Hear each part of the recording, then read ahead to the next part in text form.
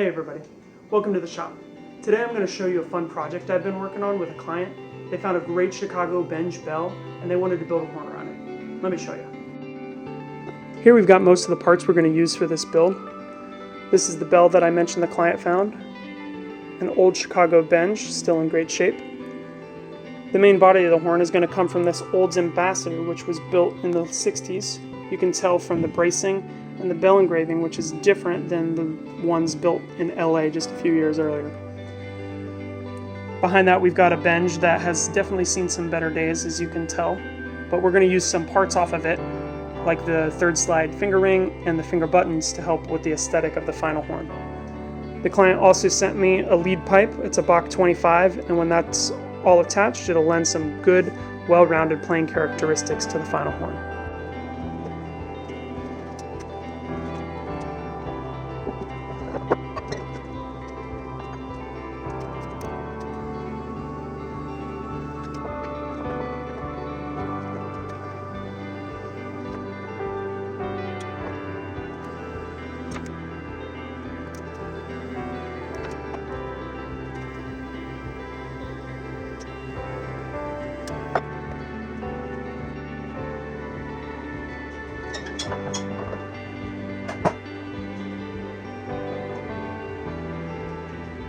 Now that I've got some of the parts off of the Benge, I wanted to take a second and show you this Olds Ambassador closer up and why it's such a great deal and an awesome project horn to use. This horn is over 50 years old and the valves still look like this. I haven't even touched them or cleaned them up at all.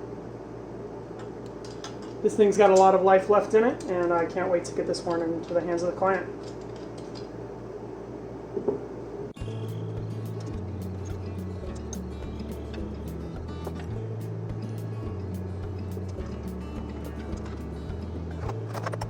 I'm removing the felts here so that I protect them in the next step when I apply heat to the lead pipe.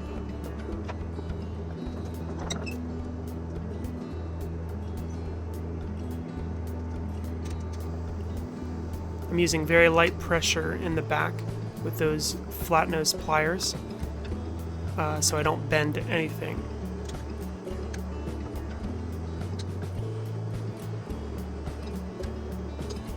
After I remove the lead pipe, you can see I'm wiping off some of the solder on the braces. This will save me some time later in the process.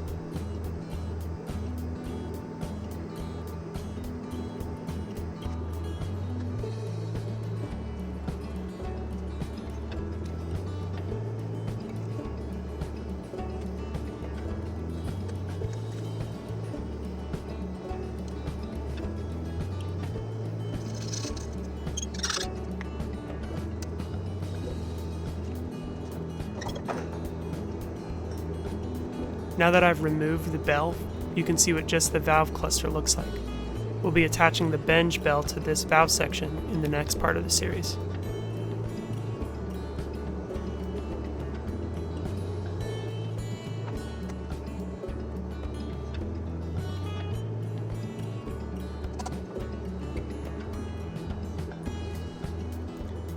I'm comparing the fit between the original Olds tuning slide with the Bach receiver and the Olds receiver. It's a bit loose in the Bach receiver, so I'm trying to decide if I need to switch the tubes or expand the tuning slide leg.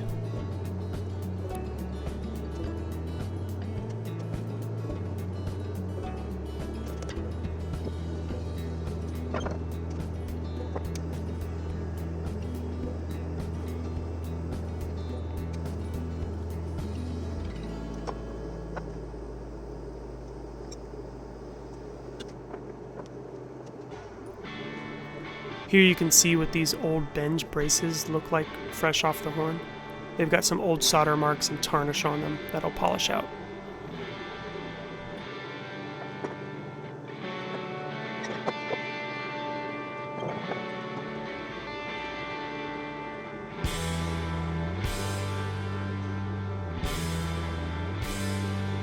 Right here I've dry fit the bell, and I'm trying to envision how the final horn will look. the contours of the bell and these braces from the Ambassador aren't quite lining up, so I think I am going to have to use the Benge braces, which will look nice anyway.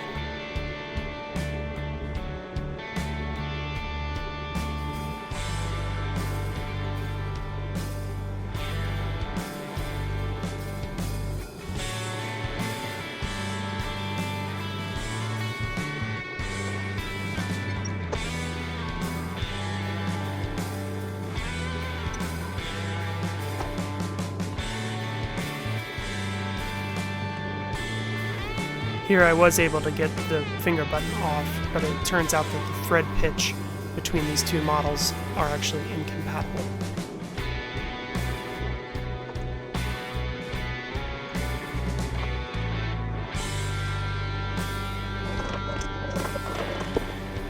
Here this middle valve cap was giving me some trouble, so I'm going through the steps of tapping it lightly with a nylon hammer, then applying some heat. And when that doesn't work, I get out some vice grips, but I very, very lightly am applying pressure to that, and I barely turn it at all, so I don't crush the threads.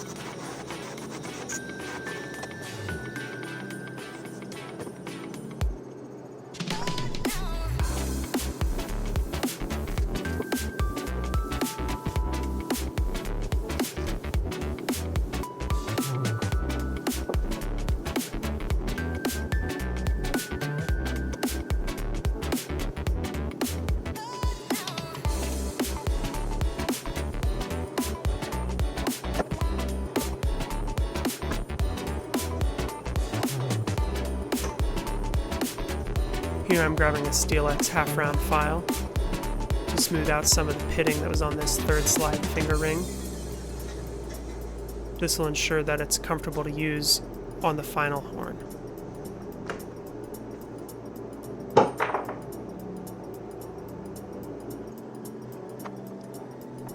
As I'm using this file on this ring, I'm making sure to put very light pressure so I don't remove very much material.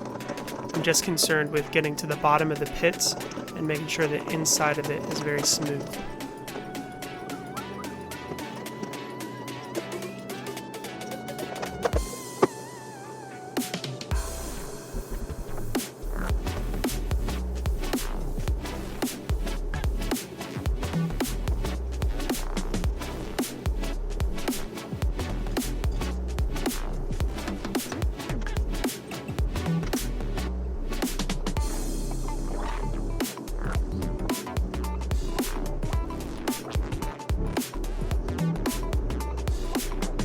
Here you can see what going through some rough grit sandpaper does to the surface finish.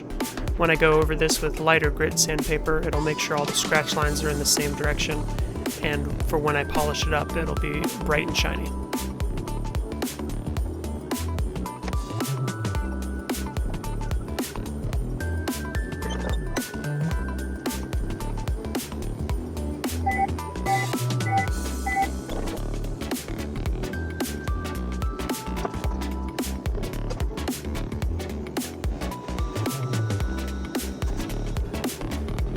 I just polished it up and I was removing the polishing compound at this point.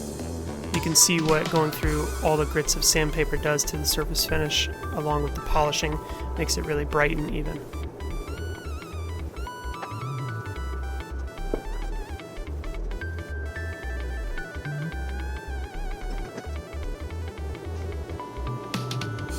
In the next part of the series, we'll cover reversing this third valve slide. In order to use that finger ring that we just were working on, we need to make sure that the outer tube is connected to the slide crook at the end.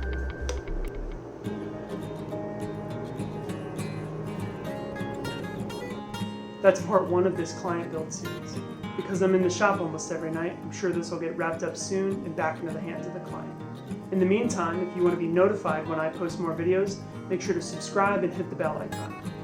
Thanks for stopping by the shop.